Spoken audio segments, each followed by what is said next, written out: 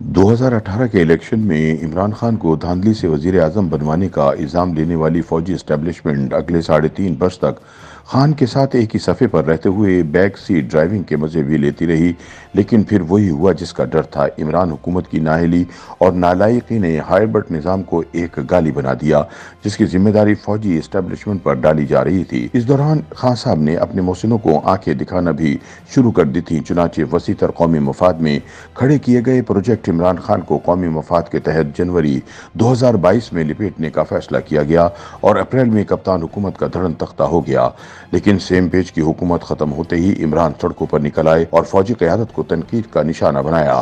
کپتان حکومت کے خاتمے کے 6 ماہ بعد اب یہ صورتحال ہے کہ فوج اور عمران آمنے سامنے آ چکے ہیں اور کھلی جنگ کا آغاز ہو چکا ہے۔ Imran Khan red line cross کرتے ہوئے اپنے فوج مخالف بیانیے میں اتنے آگے چلے گئے کہ ISI کے ڈائریکٹر جنرل کو ملکی تاریخ میں پہلی مرتبہ پریس کانفرنس کے ذریعے سابق وزیر اعظم کے الزامات کا جواب دینا پڑا۔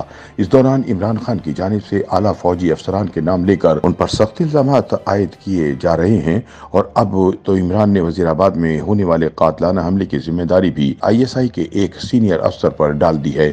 سوال یہ ہے کہ یہ وہی عمران خان ہے جو کچھ عرصے قبل تک جنرل قمر جاوید باجوہ کی جمہوریت پسندی کے دلدادہ تھے اور ان کی ہم بستری کا دم بھرتے نہ تھکتے تھے۔ اب اپنے پنجے جھاڑ کر فوجی قیادت کے پیچھے کیوں پڑ گئے ہیں؟ سوال یہ بھی ہے کہ یہ معاملہ آگے کہاں جا کر رکے گا؟ ان سوالات کے جواب جاننے کے لیے BBC نے چند سینئر صحافیوں اور تجزیہ کاروں سے بات کی۔ سینئر صحافی اور تجزیہ کار نصرت جاوید کے مطابق حالات اس نہج تک ایسے پہنچے کہ عمران کے دور حکومت میں عوام کی جانب سے مایوسی کا اظہار ہو رہا تھا، معاشی صورتحال بد سے بدتر ہوتی جا رہی تھی اور بات قیادت پر آ گئی۔ عمران کو اس دوران پوری طرح علم تھا کہ ان کے بارے میں عسکری قیادت کیا کہہ رہی ہے اور کیا کر رہی ہے۔ ان کا کہنا تھا کہ اس کی ایک کڑی جڑتی ہے مارچ 2021 سے، جب پیپلز پارٹی کے یوسف رضا گیلانی ملتان سے الیکشن جیت گئے تھے۔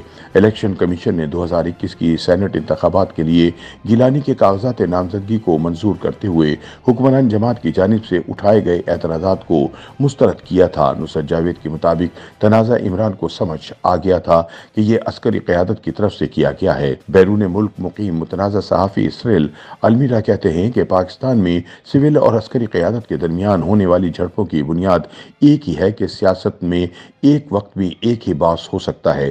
جلد یا بدیر اس بات کا اندازہ سبھی سیاستدانوں کو ہو جاتا ہے، اور ایسا ہی کچھ عمران کے کیس میں بھی ہوا۔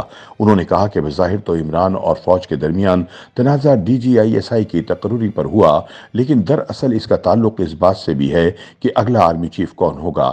سریل کا کہنا ہے کہ عمران اور جنرل قمر باجوہ کے درمیان اس بات پر اتفاق تھا کہ وہ خان کو وزیر اعظم بنوائیں گے اور عمران بدلے میں جنرل باجوہ کو توسیع دیں گے، اور ایسا چلتا رہے گا۔ سریل المیڈا کہتے ہیں لیکن پھر اس طرح کے معاہدوں میں ہوتا یہ ہے کہ کیونکہ عمران مستقبل کا سوچتے ہیں تو وہ اپنے آنے والے 5 سال کی تیاری کرنا شروع ہو گئے، اور اس دوران آرمی چیف ان کے لیے غیر ضروری ہو گئے۔ یوں معاملات خراب ہونا شروع ہو گئے۔ سیاسی تجزیہ کار کہتے ہیں کہ دراصل فیض حمید کا ساتھ ملنے کے بعد جنرل باجوہ عمران کے لیے غیر عام ہو چکے تھے، کیونکہ وہ ان کی تمام سیاسی ضروریات پوری کر رہے تھے۔ لہٰذا جب فیض کے عہدے کی میعاد پوری ہونے پر جنرل باجوہ نے انہیں پشاور ٹرانسفر کرنے کا فیصلہ کیا تو عمران غصہ کھا گئے۔ وہ نہیں چاہتے تھے کہ فیض کی ٹرانسفر کی جائے، جس کا وہ برملا اعتراف بھی کر چکے ہیں۔ تاہم یہ ٹرانسفر ہو گئی۔ یہ تنازع منظر عام پر آنے کے بعد اپوزیشن کو ایک موقع نظر آیا جس سے اس نے فائدہ اٹھایا۔ سرل المیڈا کہتے ہیں کہ ہمیں نہیں بھولنا چاہیے کہ فوج نے پہلی مرتبہ ایک پاپولسٹ کے ساتھ اتحاد کیا تھا، اور عمران کا سپورٹر فوج کے سیاسی سپورٹر سے بہت مختلف ہے۔ عمران کے بارے میں کہا جاتا ہے کہ 2018 کے انتخابات کے بعد ان کو فوج اقتدار میں لائی تھی، لیکن خان کا ووٹر صرف اسی کی سنتا ہے اور فوج کے تابع نہیں ہے۔